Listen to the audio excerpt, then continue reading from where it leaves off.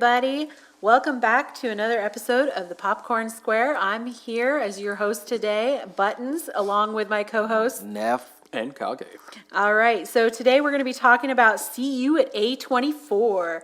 All right, and what this episode we're going to focus on specifically is all things related to A24, the films, how they got started, what you're going to see with those films, like what the style is, because they have a very unique style, and we'll dive into that some more. But we're also going to talk about their newest release, which just came out this weekend, which is Civil War. And I did go see this one, you guys, because I was like, hey, I got to find out what it's about. And then we're also going to talk a little bit more about other films that we're looking forward to from this studio, as well as the kind of direction that we can see them going in for the future. And we're also going to talk about a little bit about why this studio has come up, because it's not that old, you guys. This is like 2012 is when A24 was established. So, they're a fairly young studio, especially when they're coming up and competing against these big powerhouses like Paramount and Disney and Warner Brothers. So, I mean, they're making a name for themselves, and they are gaining a huge following as far as, almost like this underground movement of, all of these people who are like, hey, these films hit in a way that interests me because they're not mainstream Hollywood. Correct. They've got their own style and their own flair, and you can pretty much go, yep, that is an A24 film. When you see, those previews come out, or when you're watching that film, you can directly link it and say, yep, that's A24. Right. I know it. Yeah. And so it's definitely, as production studios go, they started off mainly as like a distributor, and that's kind of where they got their foothold in the industry. And what that means basically, guys, is that, rather than them putting up money and making these films and then turning around and putting them in theaters, which is what most major studios do, these guys, they were like, we don't got the money for that, so we're going to go find a movie that's already been made. Yeah. Somebody's already invested and, poured all this money and heart and soul into these projects, these passion projects. Find some good ones and get them in front of the audiences that are going to enjoy them. And so that's why I say, when it comes to these films, people have started to associate that A24 studio name with, I know what I'm getting when I'm going to go see one of those movies.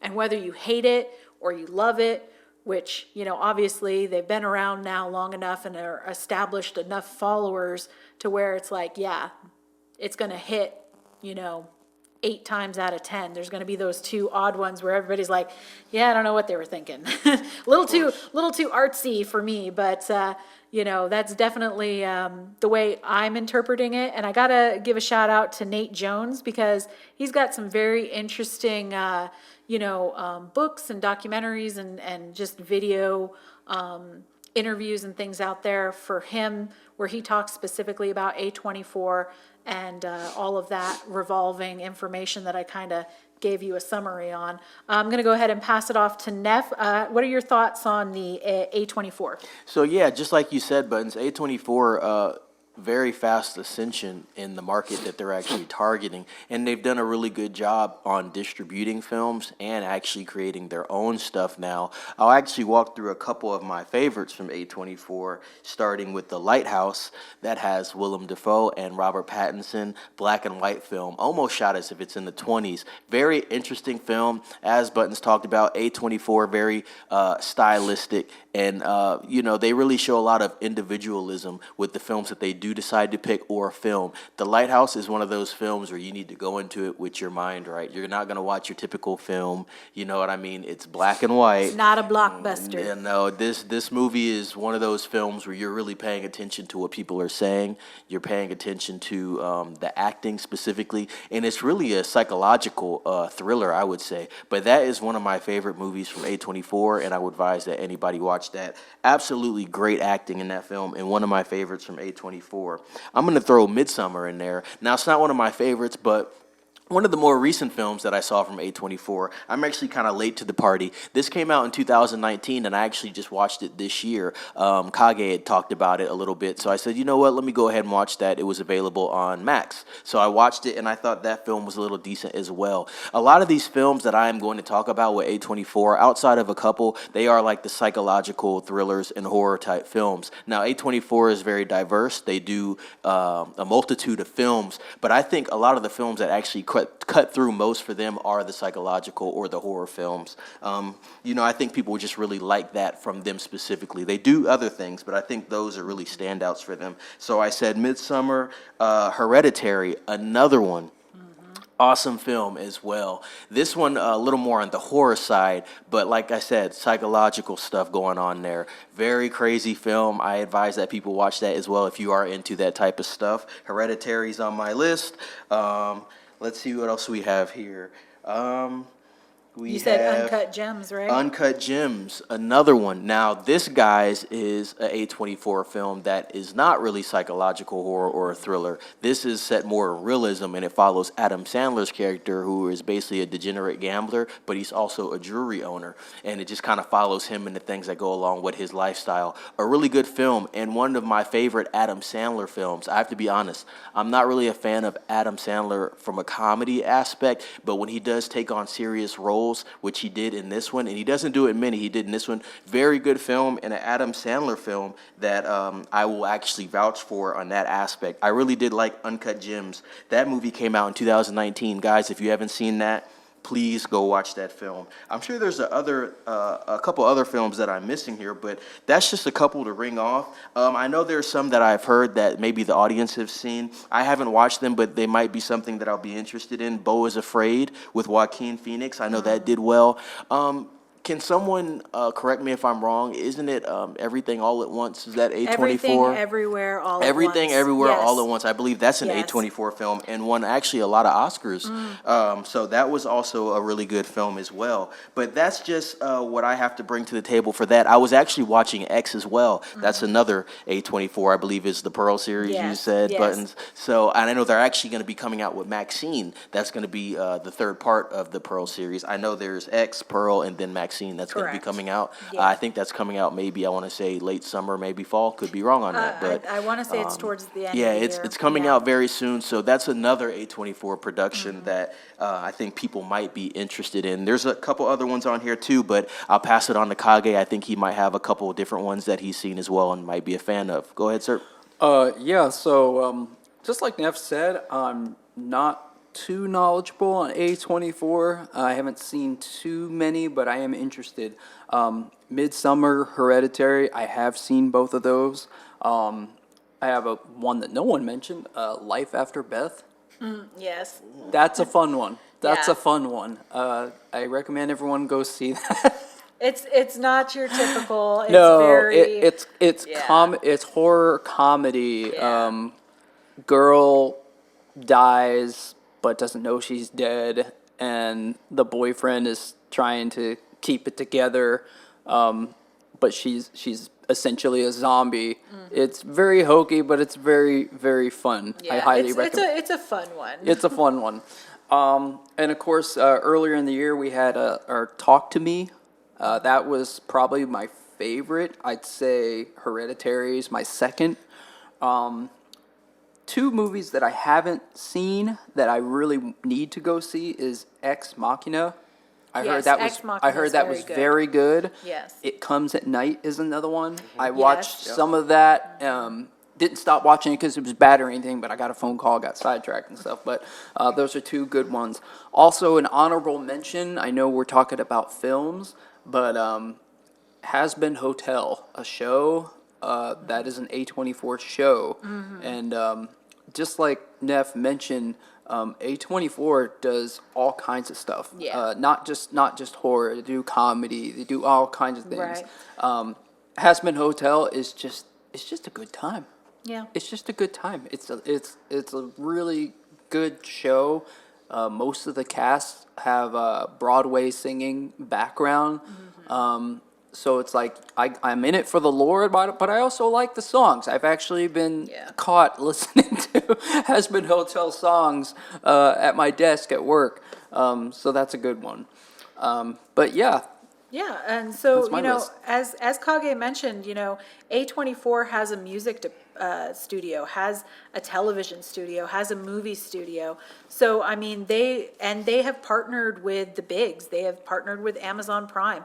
They have partnered with HBO. They have I mean, Euphoria, guys, the TV Oh, show. yeah. Everybody knows Euphoria. It's huge. That is A24. So And it that's- just right now, because it's HBO, everybody just associates it HBO, but it's A24. And so is there's a Netflix has Beef. I've been wanting to watch it. I have not watched it yet. It's one of those shows where it's like you can tell it's got more of an artistic take on things, but it's definitely one of those things where you sit down and A24, it is artistic, guys. Like, you're gonna love it or you're gonna hate it. You're gonna sit down and you're gonna look at their filmography, all their stuff that they've produced in the last couple of years. And again, because of the way that they distribute these movies, and they're not putting a ton of their own money behind most of their catalog that they have so far. It's stuff that's already been done, and then they just take it and slap their name on it and distribute it to the theaters and get people, they rely a lot on online marketing, memes. Like, so guys, literally, they were like, we're gonna save a ton of money instead of putting all these trailers out, instead of spending all this money on advertising and sending people out to like talk shows and radio shows and all these different, Sunday morning, newscast programs and whatever. They're like, no, we're just gonna throw some memes online and let the internet, do run it. with it. Well, so Spring word of mouth. Breakers, exactly. Spring Breakers, guys, that was like, most people know that film. They might hate it because it actually did not get great reviews, but people don't know. That's like one of their very first, like the first year that they were out, like putting out movies, that was like one of their first ones. And you got James Franco, Selena Gomez, like you've got some big names behind it, but you sit down and you watch that film and you're like, what the heck is this? And that's what's great about A24 is they're letting the directors have way more creativity, way more freedom to do the kind of projects that they want to do. Whereas most studios are like, nah, that ain't gonna fly. I'm not spending $100 million on your artsy fartsy project. Like, I want need a this movie to make money. Yeah, we want a movie that's gonna make money. And A24 is like, you know what, this is a solid movie. I like how you did it. I like where you're going with this. Yeah, we're gonna buy it for, $20 million, the rights to it. We're gonna distribute it. We're gonna make a ton of money off of it. And by a ton of money, I'm talking like maybe they doubled what they put into Yeah. it. But that's how they built, up to being able to produce and make their own movies. Investing. Right. Yeah. That's what they're doing. Exactly. And they get their audience, their followers, whatever you want to call it, who are like, oh, A24 is putting out a movie. Let's go Yeah. watch it. It's going to be good. Because you're like sitting there, you're like, oh yeah, they put out good product. And it's not necessarily, like you said, it's not maybe the best of the best of the best. But I will say this, interesting fact, they've been nominated for 50 different Oscars since 2012, you Wow. guys. Like, that's a lot of Oscars, especially for a very small studio. And I just want And they to won 16. say Yeah, they're doing too, well. you got to think about it. Like, the entertainment industry, it's about making money. Okay, let's Mm-hmm. And just staying say relevant, and too. staying relevant, exactly. But what I admire about A24 is that they're in it for the creativity, the artistic aspect. Mm-hmm. You got these giant studios, Marvel, whatever, that they're trying to get all the great AAA actors. Let's just go all out with this They're most stacking the CG. box. Let's just stack it up. And A24 is like, they're not concerned with any of that. No. We're gonna make a film. It's not gonna get 8 trailers, but you know what? I like that. I don't want to know the entire movie before it comes out. And that's what a lot of these big studios are guilty of doing. A24, you're going to get 1 trailer, maybe 2, and then the rest is word of mouth. And Yeah. if you go see it, it's not because you saw a million ads, it's because you heard Yeah, from a or friend, for a necessarily do family. you care who's in it? Like you Yeah. said, it's because you're Yeah, genuinely ex- interested, or like Kage said, word of mouth is spread, and they say, "Hey, you should go check this one out." I've talked to multiple people about The Lighthouse. Like, go watch that film. Now, prepare yourself. It's not your average film, Right. but it is a good film. And if you do have an appreciation for cinema, you would appreciate The Lighthouse, especially from an acting standpoint. One of Robert Pattinson's best roles, along with Willem Dafoe. Willem Dafoe doesn't really mess up a lot, Yeah. at all. So this is one of those good ones. You know what I mean? And it's different for both of them in this arena. So that's one of the standouts for me. What you got, Buttons? Yeah, I was just gonna say, you bring up a good point, which is, sometimes you get some of these big actors that tie on to these roles, not because they're trying to make this big box office film, but because they love the content. They're like, Correct. man, this story is wild. Like, I want to do this project. Like, I want to be associated with this. We've seen this over, Hollywood careers of most of the A-list actors and even B-list and C-list actors, which is like, hey, they start off, maybe they get a couple of good roles, they get a lot of notoriety, and then just kind of fade off in the distance. And you're like, hey, what happened to that one guy who was in that one movie? And you're like, oh, he's been doing all these Sundance films, like he's not in mainstream right now. And so A24 is finding these little gems here and there where these actors, these big name actors, are finding these roles, and you sit there and you go, they did what? Like, what, like you said, like Adam Sandler, like, Robert Pattinson, Willem Dafoe, like what? They don't need to do these films. They want to do these films. Yeah, you made Yeah. a great point. And, so I mean, for me, like my list that I had on here, we've mentioned some of them, but, there's some of these movies, and I didn't write down all of them because there's a ton of them, Oh, you yeah. guys. I will say this is another thing that because you have such a small budget on a lot of these films, and they're able to put out more than Paramount like last year. They put out more than the big studios as far as just getting content out to people. So that's like a wonderful thing. But The Lobster. It's this totally bizarre concept. It's like people, if they don't find their soulmate, they turn into a lobster. Like who does this? Like who is sitting down creative, like on the table going, you know This what? is great. A lobster. Like what? Another one that everybody's got their own opinion on, like Brie Larson and everything, but before all the controversy with her, she did, I believe it was called The Room or Room, and I watched it, and guys, it is powerful. Like she did a really great job on that movie. And say what you want about actors in general, just kind of going off their rockers once they get enough power. But she did a really good job on that movie. And if she doesn't bother you, like as an actress over what she's done or said over the last several years, I encourage anybody to go watch that movie because it's very psychological in the sense, but it's also like one of those enduring movies where you like see the human capability for just overcoming, like being in this really terrible situation. And, I won't give away what it's about, but if you guys are easily triggered by like abuse, then don't watch this movie. But like domestic abuse, because it is very heavy on that subject. But, it was a very powerful movie for me to watch, just because like I said, I thought it was really well done, and I'm sure the budget on that movie was probably like $1 million because it's shot primarily all in one room, so not a whole lot of production having to be spent on that. But I will say I did watch Civil War, so we'll kind of talk a little bit about that, and it's not what you think. So anybody who's sitting down looking at the preview saying, this is going to be a big fighting battle movie where there's a battle every 5 minutes and it's people constantly going against each other. No, guys, it's not that. It's called Civil War. There's a civil war going on in the U.S., but it's not really about the battles. It's about the people who are traveling across the country amidst this civil war that's going on. So they're reporters, and they're trying to get to the White House.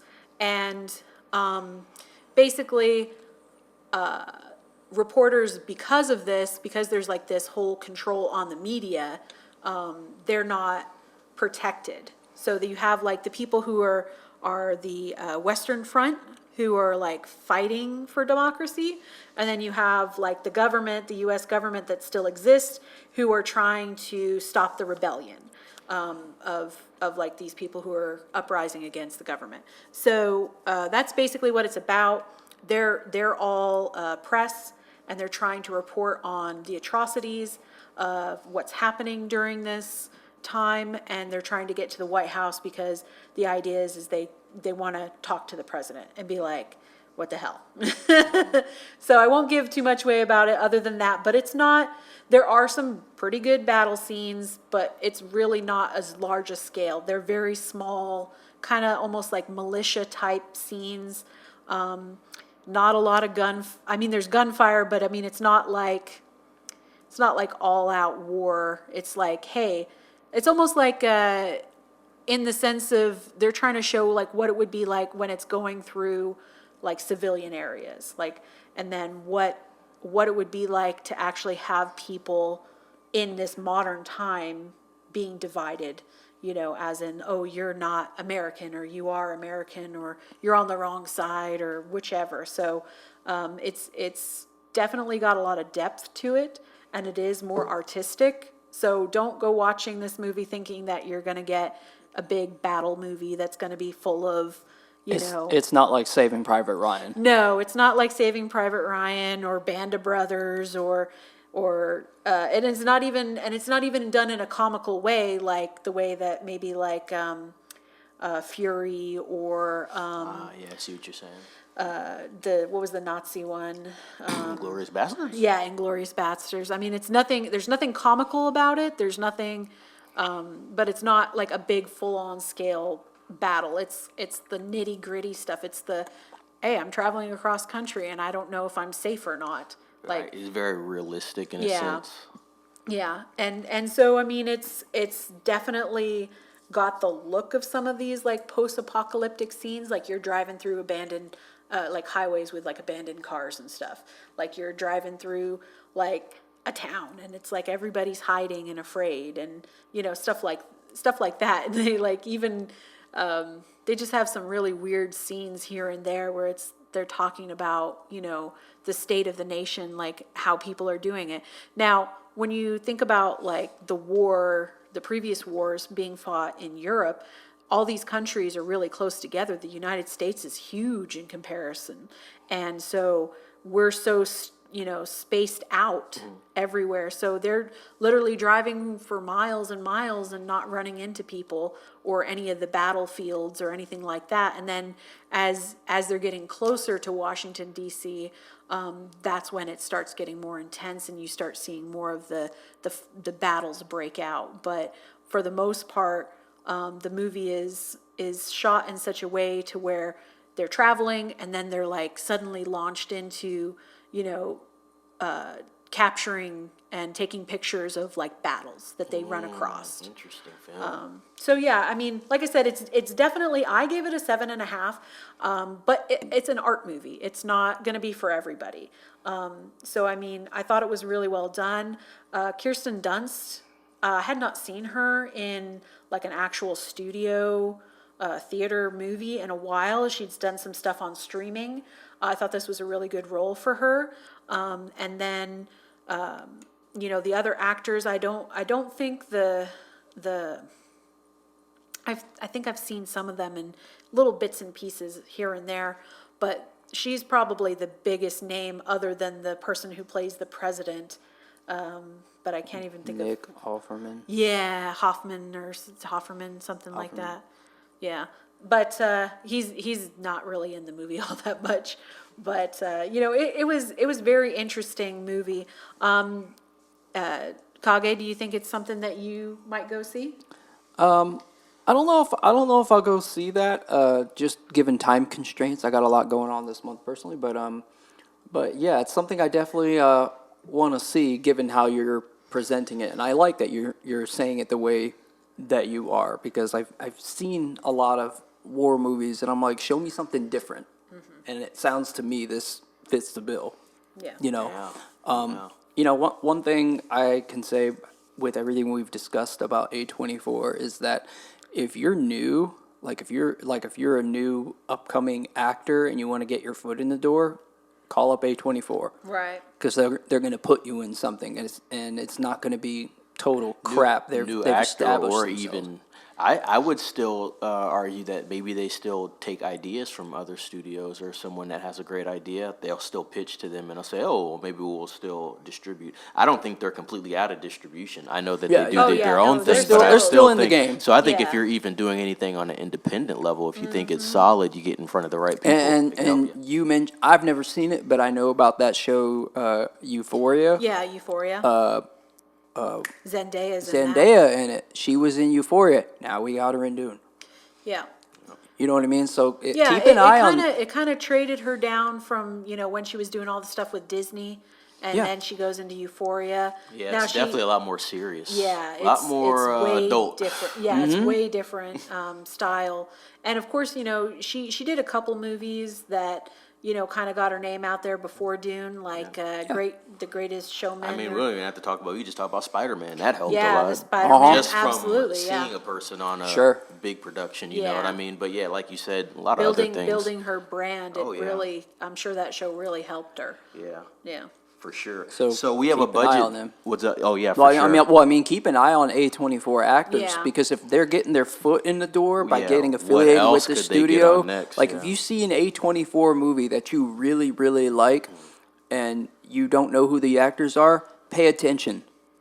Pay attention. Make a mental note of your favorite characters in that movie, the favorite actors, and watch what they do in the years moving forward. Right. That's Yeah. a good point. Neff, I think you were going to talk I about was the going to numbers talk for about Civil the War. budget. So the budget is $50 million for Civil War, and currently it is sitting at $25.7 million at the box office. After the first weekend. Yeah. What do you guys think about that? Decent first weekend? I mean, for A24 films, For I an feel like, A24. I think that is a really, they, again, what we've mentioned before is they're not throwing a ton of money into these movies. So the fact that on the first weekend, they've already got half of what their production budget was. And again, we've mentioned that they don't throw a lot into advertising for these. So we know that they're not going to be hemorrhaging, behind these numbers. They're not going to have like a ton of extra money that they're bleeding through all these different things. And again, you've got a pretty good, solid, following group of people who enjoy those A24 films.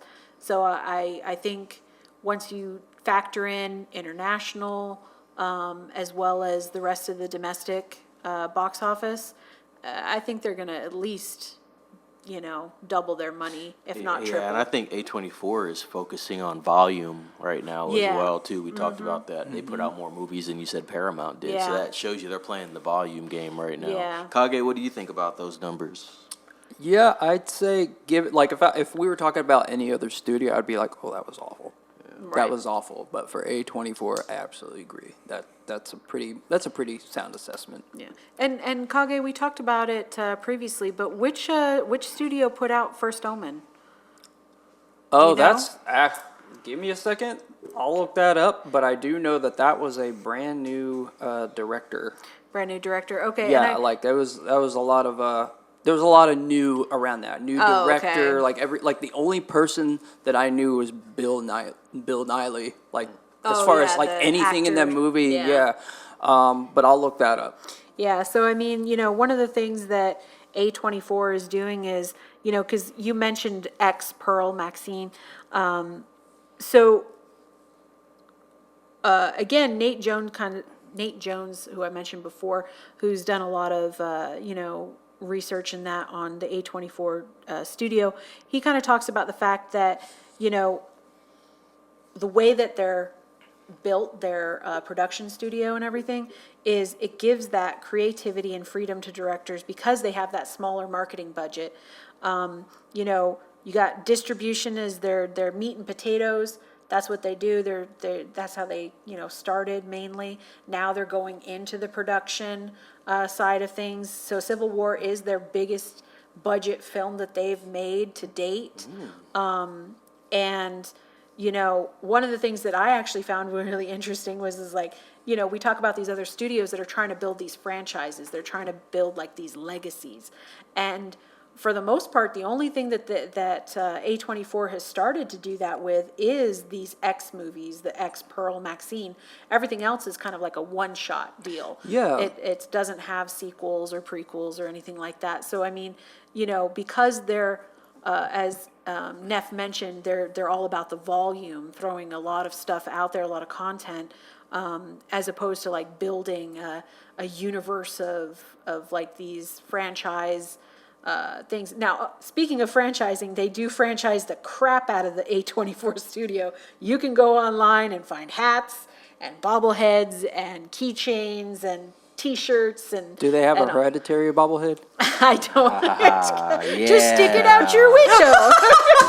Watch the next snaps back. That's awesome. That'd be terrible. If you guys have not seen Hereditary, go watch it, and you will immediately understand what Kage is referencing. Yes, Yeah.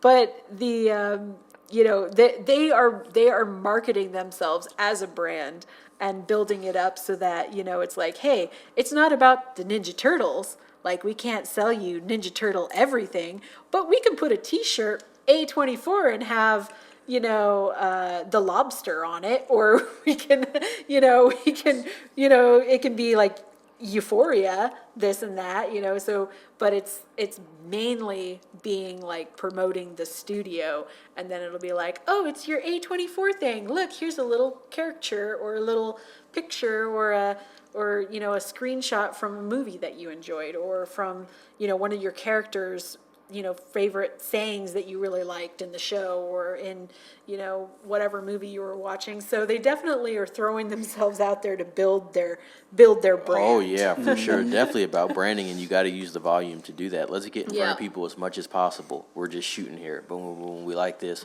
We do like what we're putting money into, but we are hitting them with a lot of volume. Let's talk about the highest grossing films from A24. Oh, okay. Everything, These are everywhere, gonna- all at once. Yeah, that was a big winner. That's Big number winner at one. the Oscars. Uncut Gems, number two. And this is gross in North America, not worldwide. Yeah. It does state that Everything Everywhere All at Once is their first film to cross the $100 million mark and their highest grossing film. But we're just talking about domestic. So, number one, Everything Everywhere All at Once, $77 million domestic gross. Uncut Gems, number two, $50 million. Lady Bird, $48.9 million. Lady Bird also won a couple of awards. Yeah, Talk to Me, $48.2 million. Hereditary, $44 million. The Iron Claw with Zac Efron, $34.7 million. Moonlight, $27.8 million. Moonlight Midsummer. won a bunch of awards too. Yeah, 27.4 for Midsummer. Ex Machina, Kage referenced that, 25.4 million, and Priscilla, 20.8 million. Now, I'm not familiar with Priscilla, but I will say that Ex Machina, guys, if you are into kind of like robotic, futuristic kind of stuff, you're going to like Ex Machina. Yeah. I want to say, has some roots in some Japanese, I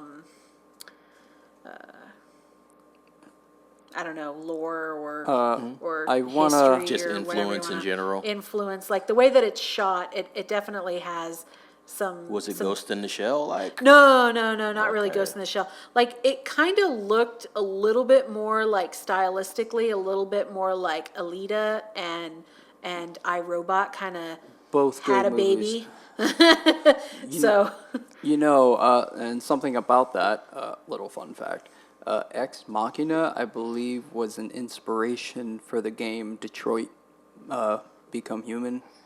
oh, okay, maybe. Well, it's like that's a game talking about androids, and the story follows three different androids and showing their finding their place in the world, and it makes you as the player question what it means to be human.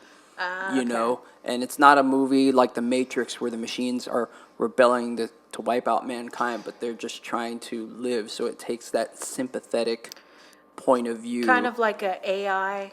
Yeah. I mean, it's The movie AI, not just AI. Well, yeah. Well, it all works. It all works. Or Bicentennial Man. Rest in peace, Robin Williams. Yeah, very good points there, guys.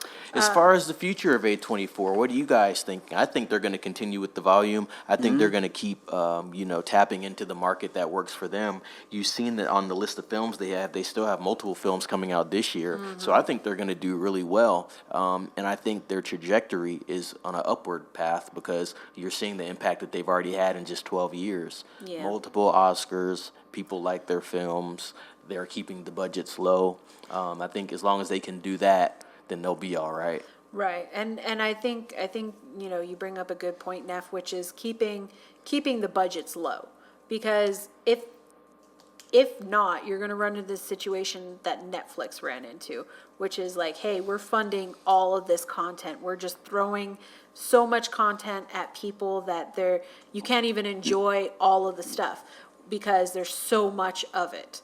And it might take you a couple years. And I mean, we talked about some of these films where it's like, oh, I haven't had a chance, I haven't got around to it, or I didn't even know that was A24, just like some of these off the wall films that they throw out there that a very select audience maybe has seen. And I mean, I'm talking about 50 films were nominated. That means that there was plenty that were never nominated. So, I mean, they've been around since 2012. I think they've got at least 80 something films out there credited I'd say with that's fair. A24. So I mean, as that library grows, that collection, like you said, you're going to have some obscure movies that nobody's ever even heard of because they never gained enough traction when they started to distribute them to theaters for them to continue to fund them forward to more. And then, as you said, now that they're starting to produce their own films, as long as they keep these budgets low on these, then they're going to be able to continue to put out that kind of volume that we're used to seeing in the last couple of years.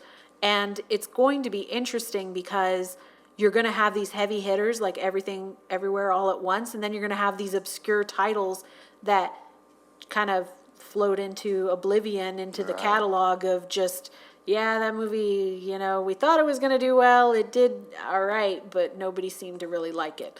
Yeah. And so it's not going to win 5 Oscars, and it's not going to be the thing that everybody talks about. They It's could not just going to add be. it to their back catalog. Yeah, exactly. Eventually, they're going to get their own streaming site, And, like and then Paramount. with today, with the information age, something might come up on social media, and then it could also spark up interest in a film that maybe didn't do so hot in theaters. It might be one clip or one thing that someone says, and then people kind of swirl in on that, and they say, "Oh, let me watch this now," and then it becomes a phenomenon again. It's like, "Oh, well, it didn't do that well back then, but now people are paying attention to it." So it could be one of those. It's going to get new life. Yeah. Exactly. Kage, what do you think about the future of A24? I think they're doing all the right things, honestly. Keep doing what you're doing, A24. Like we mentioned, they were just paying for distribution of films, and now it's taken a while, but now they're making their own films. And as recently we have Civil War, which is doing pretty good. Doing pretty good for them. You know what I mean? So keep doing what you're doing. And I'm interested to see where they go from here, because they do get good actors on there. And not to say that I don't need AAA actors. I don't need tons of CG to be entertained in a film. Just need good actors. Good actors. What have we said in this podcast multiple times is we are kind of big on the less is more mentality. You don't have to hit me with all the greatest special effects. You don't have to give me all the AAA actors. If you give me a good enough story, that will be the thing that sells. Right, You know what I right. mean? If you worry, because what I admire about A24 is that, from hearing us talk about this, is that they are focused more on the art of filmmaking. They're focused on the stories, and that is what they're banking on. They're not trying to be greedy like some of these bigger studios. Let's get all the biggest, baddest, greatest things. They're trying to let the art speak for them. Right. And if they stick with their guns, I think it's going to take them far. I think we're going to see some good stuff moving forward, both movie and show-wise. Yeah. Got something else, Buttons? No, I think, we think pretty. that was good, Yeah, I yeah. think we pretty much hit everything about, A24 that we wanted to talk about. We mentioned some of the great films that they've put out, the ones that, hit us, what, basically either they were really great films or we really liked the stylistic approach that they took with them. We talked about, what's making them successful as far as keeping that marketing budget low and distributing, these films and making a brand for themselves that gets them that audience. And we talked about Civil War, which is their latest film. Again, you guys, if you're interested in it, just know going in, it is not a big battle movie. It's a drama. It does have some battle scenes in it to kind of move the story along and keep you engaged as an audience, but it is a drama. It's got very serious, roles. And if you are any kind of, PTSD, just be forewarned. It will trigger some people. But great movie overall as far as just the way that it's shot and the acting in it. The story's a little predictable for me, but I didn't mind it that much because I still thought that the main storyline, the actual meat and potatoes of the film was interesting done, yeah. and well done. Yes. So, A24, keep doing what you're doing. We're all enjoying it. Please like, comment, and subscribe. Tell us about your favorite A24 films. Like I said, they got a huge filmography, so we didn't mention all of them out there. But, if you've liked any of these or if you've seen Civil War recently, let us know what you thought. And that's going to wrap us up for episode 30. 30, yeah, and, 30. We'll see you for the next episode. I'm Buttons. Neff. Kage. All right, be safe. Be safe, guys.